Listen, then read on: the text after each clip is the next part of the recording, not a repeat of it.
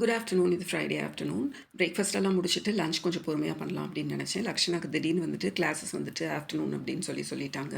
அதனால லஞ்ச் வந்துட்டு சிம்பிளாக சப்பாத்தி பன்னீர் கிரேவி தான் பண்ணேன். இந்த வீடியோ சண்டே இன்றைக்கி தான் எடிட் பண்ணுறேன். நான் சமைக்க தொடங்கி 1 வீக் ஆயிடுச்சு. இது நான் சமைக்கிறதுக்கு முன்னாடி இருந்த கிச்சன். இதெல்லாம் கழுவுன பாத்திரம் தான். சமைக்கிறதுக்காக எப்போவுமே மேடை மேலே இருக்கும். அதே மாதிரி ஆயில் பாட்டிலும் தான். டைல்ஸ், அதுக்கப்புறம் டப்பா அதெல்லாம் ரொம்ப அழுக்காக இருந்தது.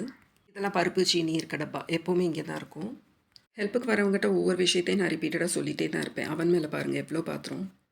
ஆனால் இந்த 1 மந்த்தாக நான் எதையுமே கண்டுக்கல. 3 வேளை சாப்பாடு கிடச்சா போதும், சாப்பிட்டு உடம்ப தேத்திட்டு அப்புறம் பார்த்துக்கலான்னு விட்டுட்டேன். என்னோட கிச்சனாக இது அப்படிங்கிற அளவுக்கு தான் இருந்தது. இன்னொரு மெயினான விஷயம், பர்சனலாக நான் ஃபீல் பண்ணுறது, ரொம்ப முடியாதவங்க, வேலைக்கு போகிறவங்க, இல்லை ரொம்ப வயசானவங்க, அந்த மாதிரி ஆளுங்க வந்துட்டு குக் வச்சுக்கலாம். 1 மந்த்துக்கு மேலே 3 வேளைக்கு ஆள் போட்டு உட்காந்து சாப்பிட்றதுக்கு எனக்கு சுத்தமாக பிடிக்கல.